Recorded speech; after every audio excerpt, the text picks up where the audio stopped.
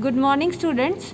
Today we are going to discuss the palmar aspect of hand, which will include the cutaneous, the palmar aponeurosis. Then we will just continue with flexor retinaculum, then carpal tunnel and palmar aponeurosis.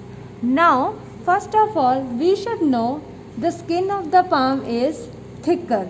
It is thicker for the protection of underlying tissues, and it is immobile because of its firm attachment with the underlying palmar aponeurosis, and it consists of some creasing.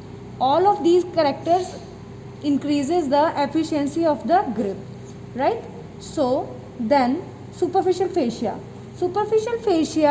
of the palm is made up of dense fibrous bands which bind the skin to the deep fascia and divide the subcutaneous fat into small tight compartments which serve as water cushions during firm gripping, right? And the fascia contains a subcutaneous muscle which is called as palmaris brevis. Palmaris brevis is present on the ulnar side of the hand and it helps in improving the grip, right? Now we are just continuing with the deep fascia of the hand. The deep fascia is specialized to form flexor retinaculum at the wrist, palmar aponeurosis in the palm, and fibrous flexor sheaths in the fingers, and it form a continuous structures which hold the tendon in position, thus increasing the efficiency in the grip, right? Now we are going to discuss with the flexor retinaculum. Flexor retinaculum is a strong fibrous band which bridges the anterior concavity of the carpal bones, and it converts into a tunnel which is called as cubital tunnel, right? Here the carpal bone lies, and over the carpal bones, this is the flexor retinaculum. Flexor retinaculum is also called as transverse ligament, right? So now we are just going to discuss with the attachments of the flexor retinaculum. Medially, you can see it is the medial aspect. Medially, it is attached to pisiform bone and hook of the hamate, right? Hook of the hamate. Laterally to the tubercle of the scaphoid and crest of the trapezium. Again I am repeating, medially it is attached to the pisiform bone and hook of the hamate. Laterally it is attached to the tubercle of the scaphoid and crest of the trapezium. Now we are going to discuss the structures passing superficial as well as deep to the flexor retinaculum. First of all, we are going to discuss the superficial structures, right? First of all, we have two cutaneous branches. One is palmar cutaneous branch of the median nerve and palmar cutaneous branch of the ulnar nerve, right? Those branches are cut during the dissection. Then the tendon of the palmaris longus. This is the tendon of the palmaris longus which passes superficial to the flexor retinaculum. Then we have after this tendon of the palmaris longus, we have ulnar artery and ulnar nerve which will passes superficial to the flexor retinaculum, right? And the ulnar nerve, the thenar and hypothenar muscles arises from this retinaculum, right? The structures passing deep to the flexor retinaculum are, first of all, very important structure. This is the median nerve, right? Median nerve, sometimes median nerve gets compressed within this carpal tunnel which is bridged by the flexor retinaculum. The clinical condition so formed is called as carpal tunnel syndrome.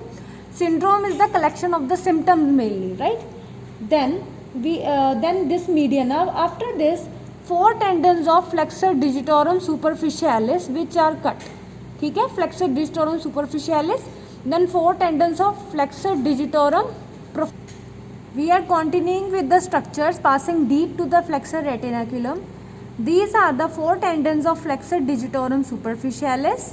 This is the tendon of flexor carpi radialis. These both muscle groups are they correspond to the superficial compartment of flexor muscles of forearm, right?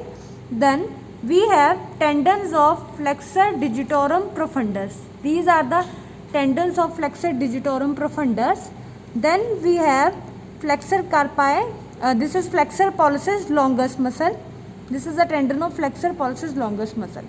इसके अलावा we have ulnar bursa and radial bursa, which will enclosing the your radial bursa, that will enclose your flexor pollicis longus muscle, and ulnar bursa that will enclose the tendons of flexor digitorum profundus, right, and superficialis, right. So now we are going to continue with the palmar aponeurosis, which is also called as deep fascia of the hand, right. The term palmar aponeurosis, that is used for the entire deep fascia of the palm, right. And the features are, the palmar aponeurosis is triangular in shape. It is triangular in shape. The apex which is proximal, this is the proximal, and apex it blends with the flexor retinaculum, right, and it is continuous with the tendon of the palmaris longus. This is the tendon of the palmaris longus. The base is directed distally, and it divides into superficial and deep strata. Superficial is attached to dermis, and deep strata divides into 4 slips opposite the heads of the metacarpal. We can see these are the heads of the metacarpals, right. Here the deep strata that will divide into the 4 slips, right. It will divide into the 4 slips. The function of the palmar aponeurosis is, this palmar aponeurosis, it fixes the skin of the palm and thus improving the grip, right. It protects also underlying tendons and vessels and nerves, right. We should know that underneath this palmar aponeurosis, digital nerves and digital vessels are present, right. Any compression of these vessels or nerves, it can produce different kind of symptoms, right. But this palmar aponeurosis, it protects the underlying neurovascular structures, right. Now we can also discuss one more modification of this deep fascia of the palm. This deep fascia of the palm, it is further modified into fibrous flexor sheaths of the fingers, right. Fiber flexor sheaths of the fingers, those are attached to the sides of the phalanges, right, and across the base of the distal phalanx. Proximally it is continuous with the palmar aponeurosis, and distally they will attach to the sides of the phalanges and cross the distal phalanx, right. So it was all about your palmar aponeurosis, your this flexor retinaculum, and another modification of your this deep fascia of the palm, right. Now we are just going to continue with the carpal tunnel syndrome, right. First of all, as I have just told you earlier, you should know what is carpal tunnel, right. So here you know it very well that carpal bones will lie, right. Those carpal bones, they will form a concavity, right. That concavity, that is bridged by your this flexor retinaculum, right. So it forms a tunnel like structure, and we can see over here that this your median nerve, it will passes deep to that tunnel, right. Median nerve is passing deep to this tunnel, which is formed by the concavity of the carpal bones and your flexor retinaculum, right. Sometimes in some pathological conditions like fracture of the wrist, most common as it is, that is your Colles fracture. In case of the malunion of Colles fracture, this tunnel, the space in underlying space in this tunnel, that will reduce, and it can lead to the compression of the median nerve within the tendon, within this tunnel, sorry. And this condition, it can just produces some symptoms, and that collection of symptom is called as syndrome, and whole condition is called as carpal tunnel syndrome, right. It will produces some sensory changes, some trophic changes, which I will discuss you with when I just discuss with you live, right.